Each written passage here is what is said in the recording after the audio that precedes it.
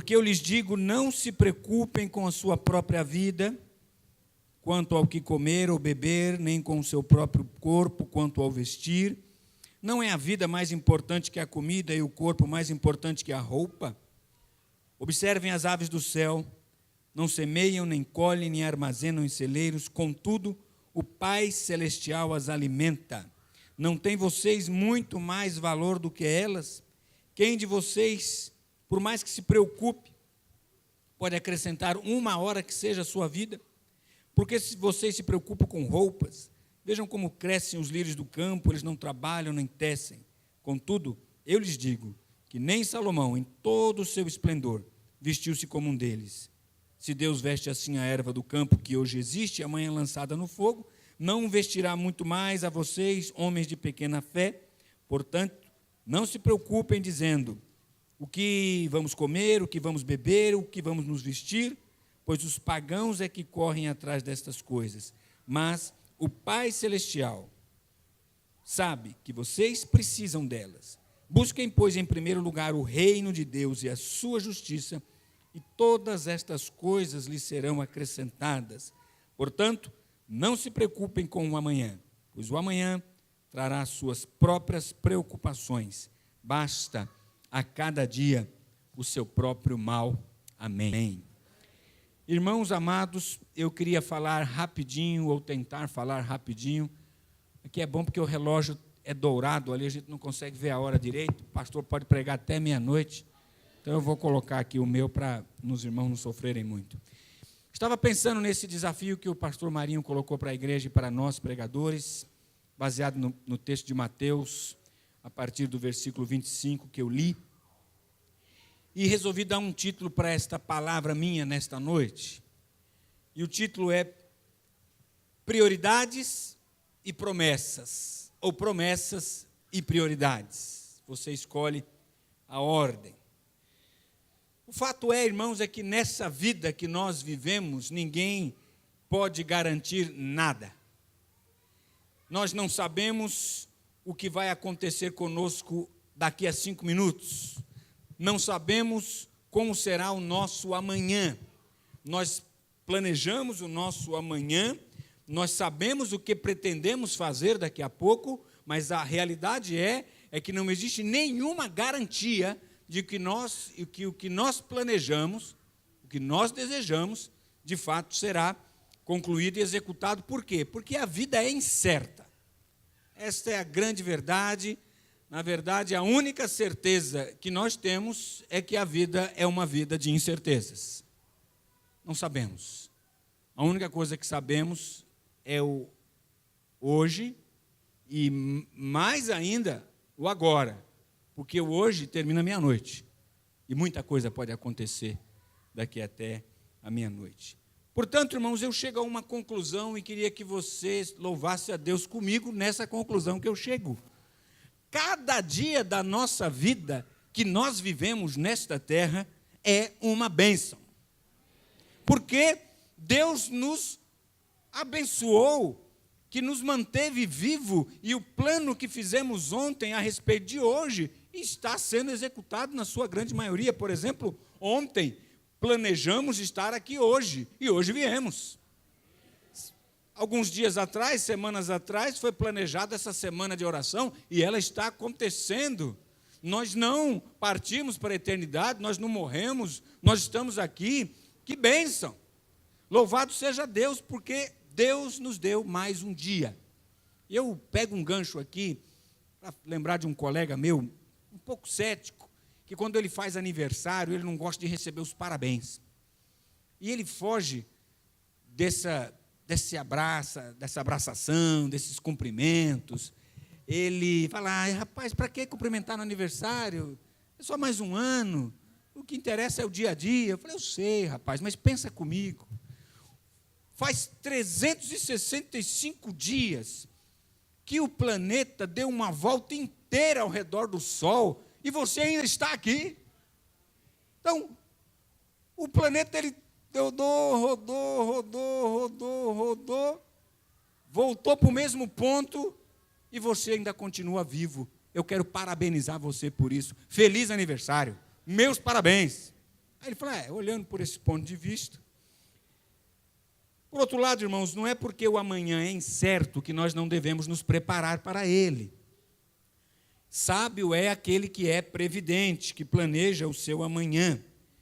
Por exemplo, se você pretende viver até os 65, 70 anos de idade, 80 anos de idade, 90, como é o meu caso, estou planejando viver até os 90, já anotei lá na minha agenda, já coloquei esse desafio de, Deus, até os 90, tá bem, daí para frente é lucro.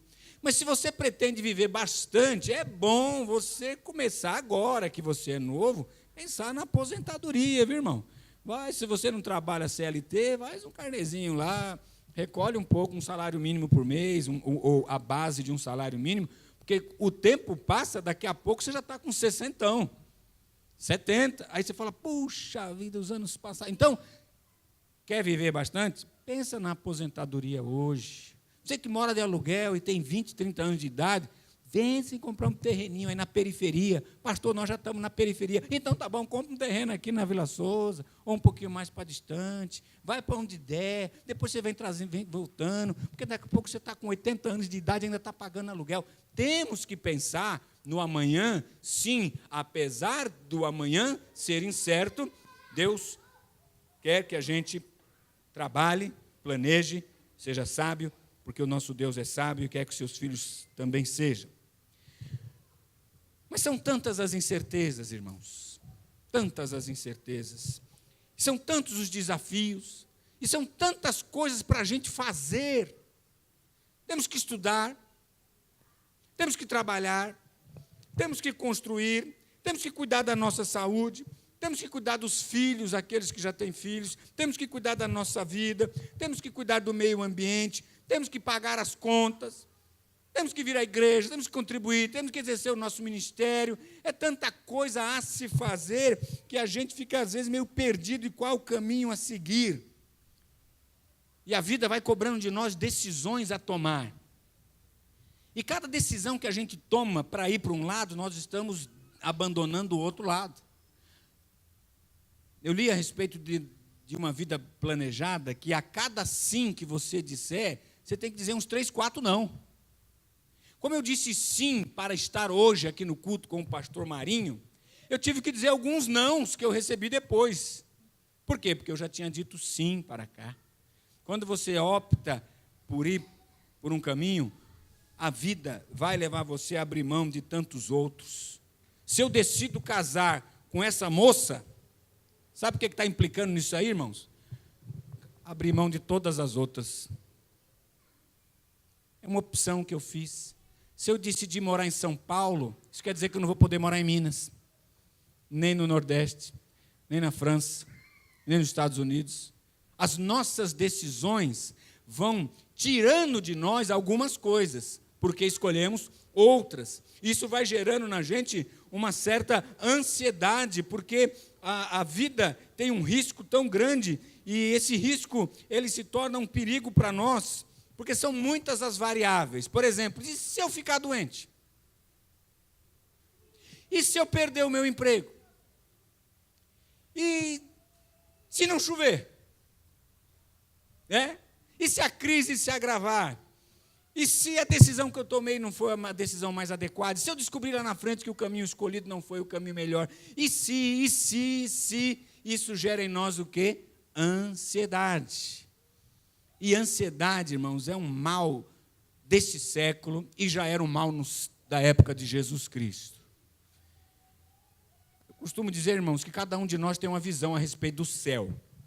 Eu me lembro do pastor Eli Fernandes, ex-pastor da Igreja Batista da Liberdade, porque já se aposentou. Uma vez ele pregou no Morro Grande e começou a falar sobre o céu, como é que ele imaginava o céu.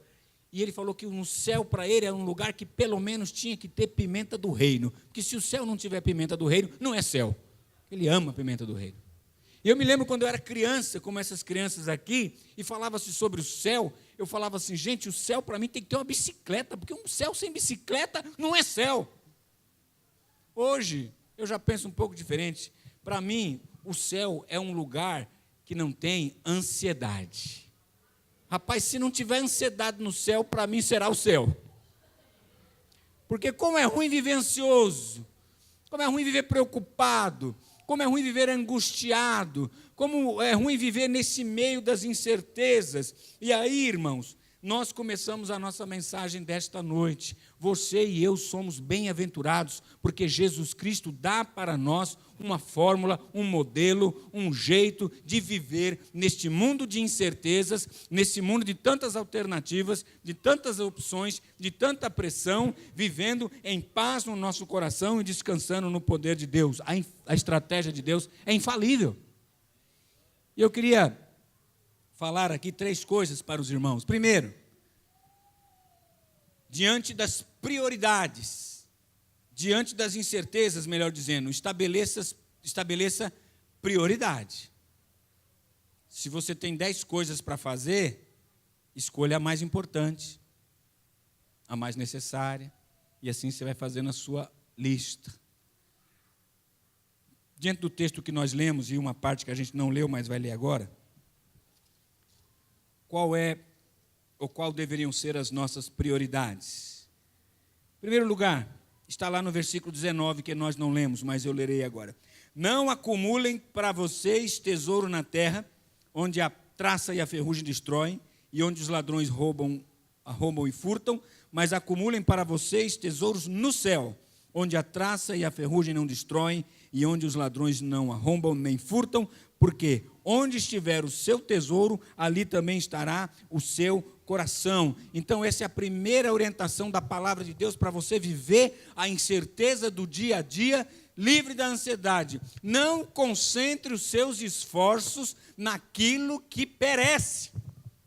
Não coloque como alvo da sua vida conquistar, em primeiro lugar, as coisas dessa terra, porque as coisas dessa terra um dia vão ficar na terra e você vai partir. O pastor Marinho acabou de dizer agora há pouco de algumas agremiações evangélicas, eu não sei, mas pelo menos religiosas, que oferecem ou propõem uma barganha espiritual, transformando bênçãos em dinheiro e dinheiro em bênção. Você já ouviu isso daí, por aí? Irmãos, isso é a maior inversão do evangelho que alguém pode fazer. Porque o Senhor Jesus falou o seguinte: a prioridade do cristão para viver bem nessa terra não deve ser ganhar dinheiro. Eu não estou dizendo que dinheiro não é bom. Eu digo para você, dinheiro é bom. Eu gosto de dinheiro. Se você não gosta de dinheiro, eu tenho uma solução para você. Dê o seu para mim. E a gente fica tudo bem. Não, o amor ao dinheiro é a raiz de todos os males. Mas sabe de onde vem a nossa ansiedade, irmãos? Porque nós queremos acumular. Acumular.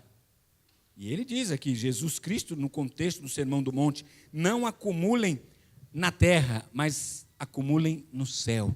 Priorizem as coisas de Deus. E ele vai dizer no final, que aí entra na parte das promessas, todas as coisas serão acrescentadas. Então, em primeiro lugar, irmão, concentre o seu esforço de vida nas coisas de Deus. Segundo lugar, ligado a essa primeira questão, escolha o Deus a quem você vai servir. Mas escolha bem. Está lá também no versículo 24. Que nós não lemos, mas eu vou ler agora. Ninguém pode servir a 2 senhores, pois odiará um e amará o outro, ou se dedicará a um e desprezará o outro. Vocês não podem servir a Deus e ao dinheiro. Irmão, quer viver em paz diante das incertezas da vida? Escolha o Deus a quem você vai servir. Não dá para servir a Deus e as riquezas. E a riqueza, Jesus Cristo dá um nome de uma divindade aqui, Mamon. O dinheiro tem poder, gente. O dinheiro é uma entidade.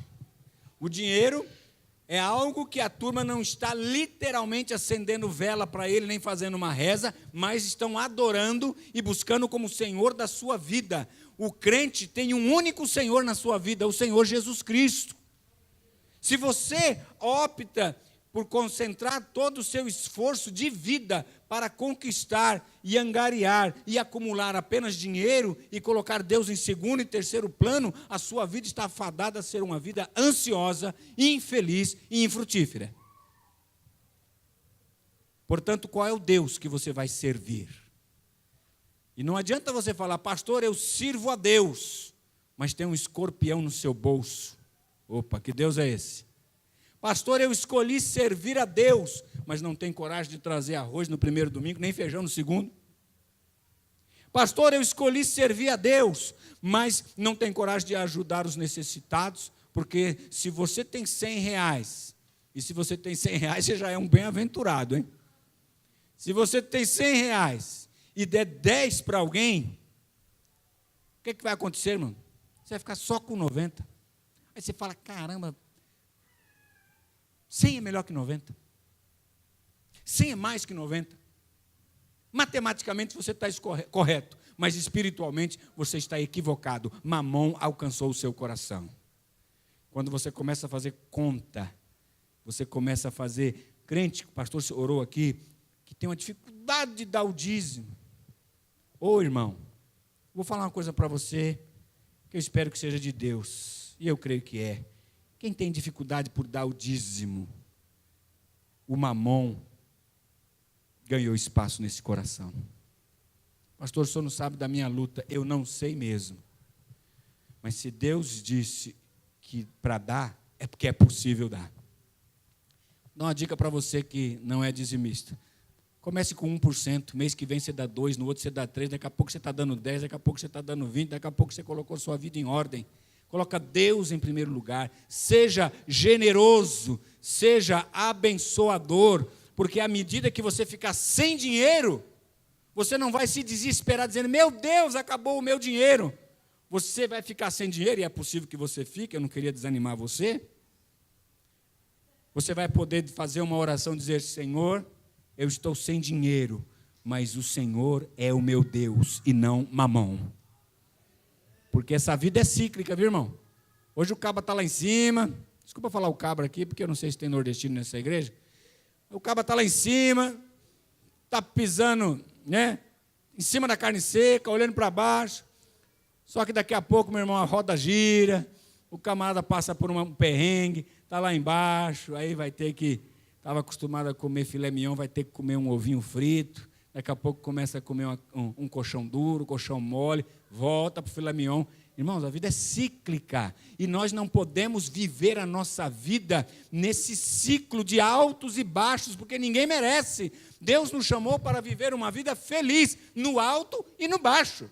Mas isso é possível se nós colocarmos em primeiro lugar o reino de Deus e a sua justiça, e chegarmos ao ponto de dizer, como Paulo disse, estou preparado para passar necessidade quanto para ter fartura.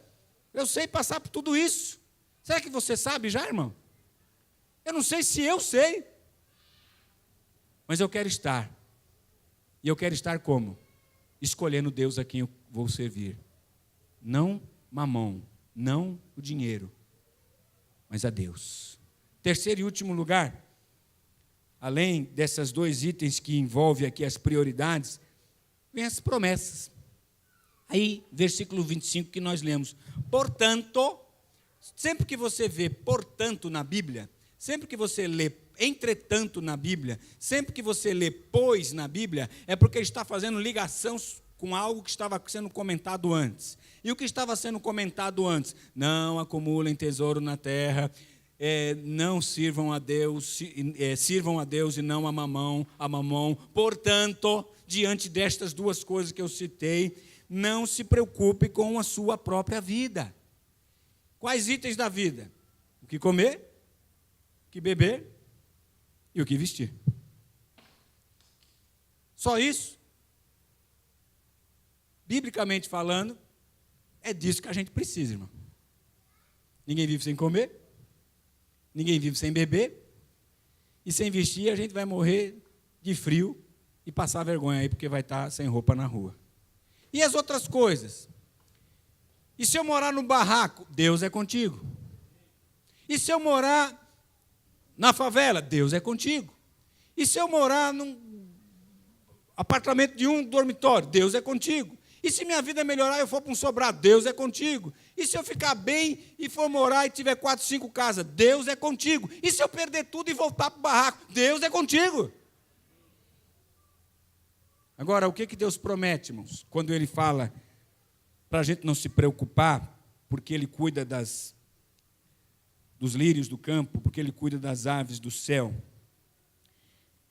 porque Ele nos dará todas estas coisas quando priorizarmos o reino de Deus. Quais são estas coisas?